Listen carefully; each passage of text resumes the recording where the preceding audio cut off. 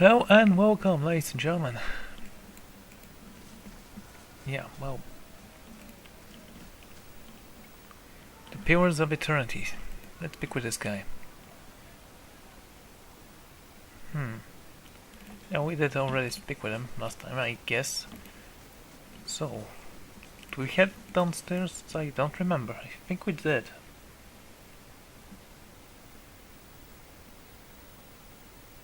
We're talking about shady business. Yeah, we were here before. Okay. We head upstairs.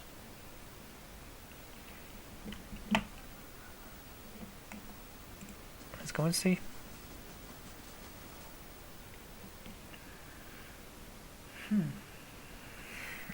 You can automate your party member actions in combat with AI settings accessed through their character sheets. Ooh, pirates! Okay. Merwet, let's pick with you, lass. Watches you through coal-remind eyes. She puts her hand on her hilt, of her blade, juggling jaws, and hangs from her wrist. We don't know each other, stranger. Best we keep it that way. Well, considering that you're hanging with pirates, you don't seem like a local. I'm a sailor, she gives you a half smile, and a liberator of certain goods. Merwit casually figures larger earrings. Okay. And the nice thing about the snobs here is that they are usually too polite to ask more questions. What are you doing here? Well, good wine, little peace and quiet. With those guys, yeah, sure. And Skagion doesn't ask too many questions. He's not that bright. So, yes, you're a pirate. If you ever come near my keep, feel free to visit. I might have work for you. Always enjoy working with pirates. I find them better than bandits in certain areas. Oh my lord, they are very good at spotting stuff.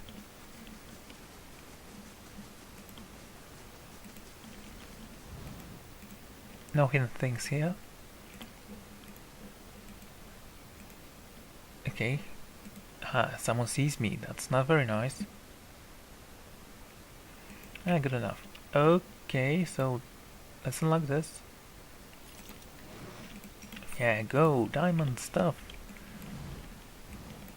Yo man, you wanna say something nice? You see a group of children shouting, questing laughter, erupting from two small mouths. An eyeless boy, face grown over with strange black tusks, covers against the log. His small shoulders shake as he whispers to himself, trying to block out the relentless trail of insults. Freak, monster, dead lad. The boy stays long after the other children leave. You see the same eyeless boy, now a man, many years later. Another group crowds him, but this time it's an audience. He tells a long joke about ghosts and party, and by the time he reaches the pinnacle, the crowd is yelling strings to sound very like the first. Wow. Never an easy life, I guess. Everyone is a jerk in this world. Hey, Kilas, you have anything else to say? You see a pair of chain gloves sitting on a table between two men. The gloves are initialed with gold runs and glow with faint blue hour. This man stands on one side of the table. Across him, another man dressed in arcane robes. I guess this is the first one.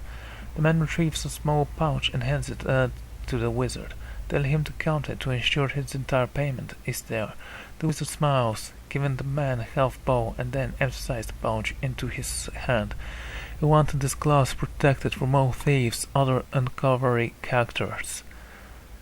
He says, dropping the coins piece by piece back into the bag. Put them on, they'll never leave you.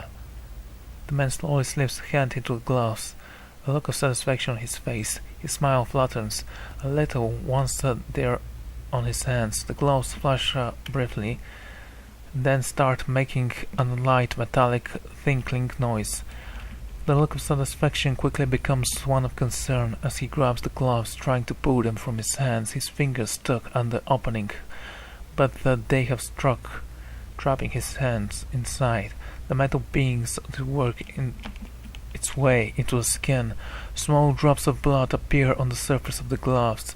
The man drops to his knees, fighting with them, crying in pain. The gloves constrict until they have completely shrunk around the man's hands, becoming one with the flesh. Ew, that's gross. The man looks in horror as his hands stand up, and the wizard, who has finished counting his money and standing in the door. You certainly won't be losing them now, he says, stepping through the door, slamming it behind him, leaving the man on the floor staring at his hands. Do you have metal gloves? Come on. No. I guess this wasn't the guy. He is just looking for the side and laughing all the way. Okay, you see a woman sway, her voice floating gloriously above the crowd. The court, lifting and sweet. It twists around them, and they smile, enraptured as she plumps their hearts one by one. She begins to dance, but something in her step is offbeat.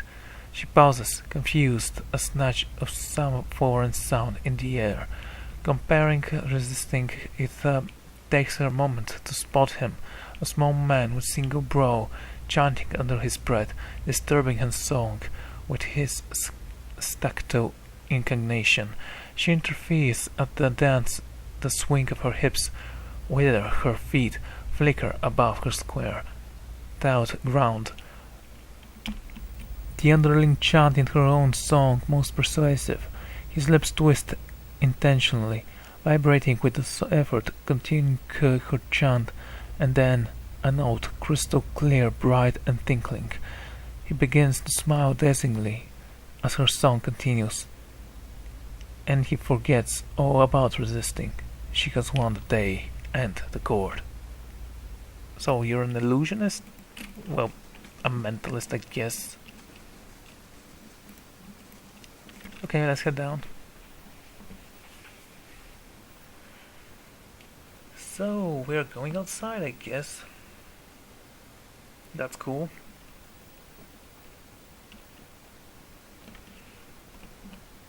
Hey, nobles. Anything interesting you want to say? No? Okay, I'm leaving you there. Dexterity affects action speed, character, and the reflexes. Defenses. It may also be used in conversation, scripted interaction, to sleight of hand actions involving fast movement. Well. Okay. Sounds nice, I guess. Oh, man. And here we are, outside. Noble.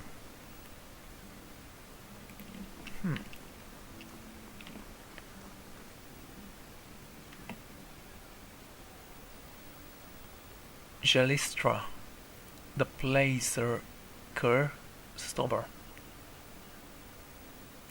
Pausarker, that's interesting. Okay, what do you have to say? You're dressed naturally well. You see a dark room, noise filled with through a nearby doorway. The sound of battles covering metal on metal, cries of pain and fall as a fight rages on outside. There is a bellow of rage in a syrup, runs into the room, holding a book tightly against its chest. It looks around fiercely, searching for something. It hurls to the far side of the room, opens a box sitting on the makeshift table. Places the book in the box, closes it, and then bends over to push the box underneath the table. A small stone hits the back of the syrup's head, knocking it forward a little. The stone bounces off the ground, rattling a little as it comes to rest on the floor next to the syrup's foot. It freezes in place, hands still on the box, eyes wide and the clanking of stone. Quiet silence takes control of the room again. The battle outside has stopped. Okay. It spins around to find this woman standing in the doorway, leaning on a savage-looking two-handed sword. I didn't see the sword. That book contains the answers I need. She snarls at it. Moving forward, hisses, rushing to meet her. Seconds later, she is reciting the stone from the floor, having separated its head from its neck. With practiced flick of the sword, she smiles, kisses the stone, and then places it in a pouch her belt, patting it fondly. leaning over and pulls the box from underneath the table and opens it, laid it with her feet.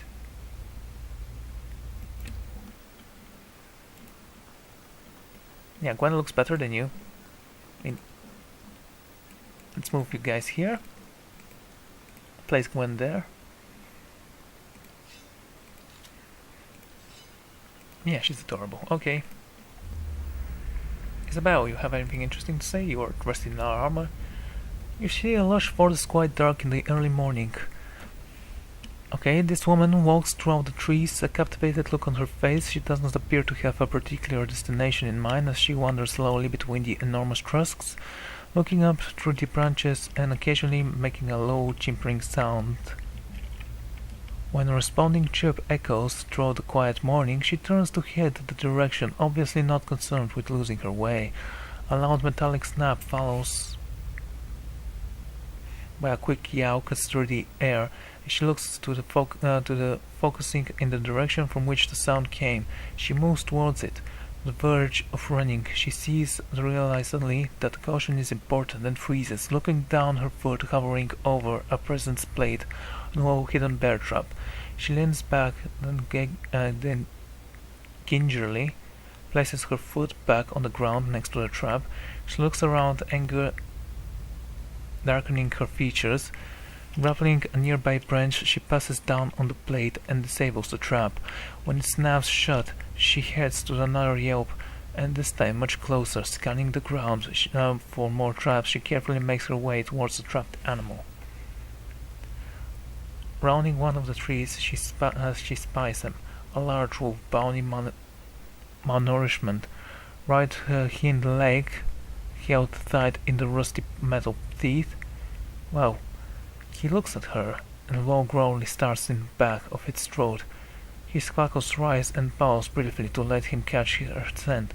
She lowers herself closer to the ground and holds the hand out of palm, down in front of her. "Aren't you a beautiful little boy?" She itches toward the wolf. Then she snapped his neck. What? You thought it's gonna have a happy ending? Yeah, well. You are disappointed then, perhaps. So what kind of things do we have? Want everything in the inventory. There you go. I don't need that. Keeping the mask. That sword is going to the chest. Queen that was and still is. There it is. Let's see. Do you still remember your first deliverance when you started your first wrongdoers?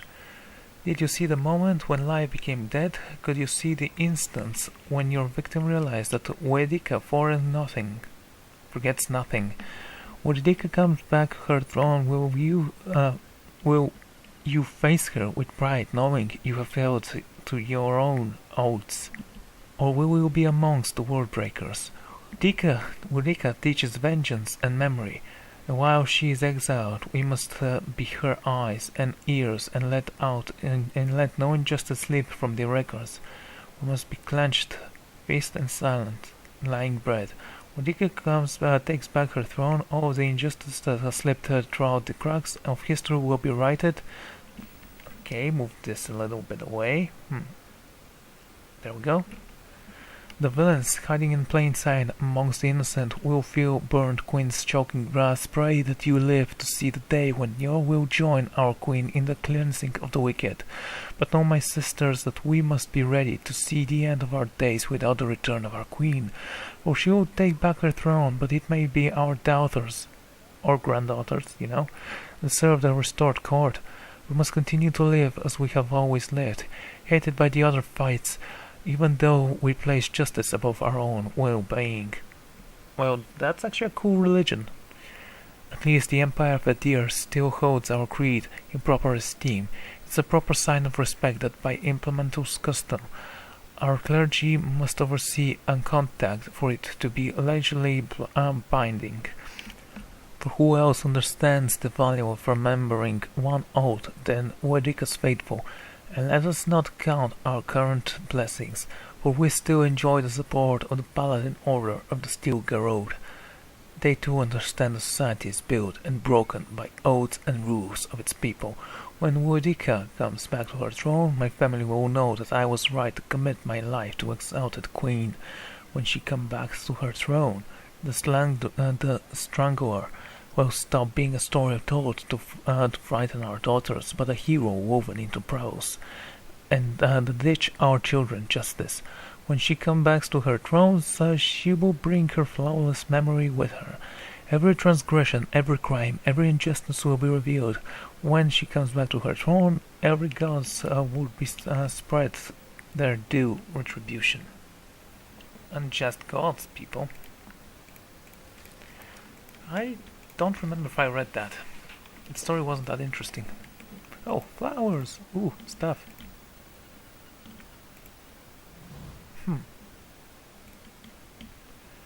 Should I? Well, ladies and gentlemen, I will, but next time. Now I'm gonna take a break here, and I'll see you all then. Goodbye.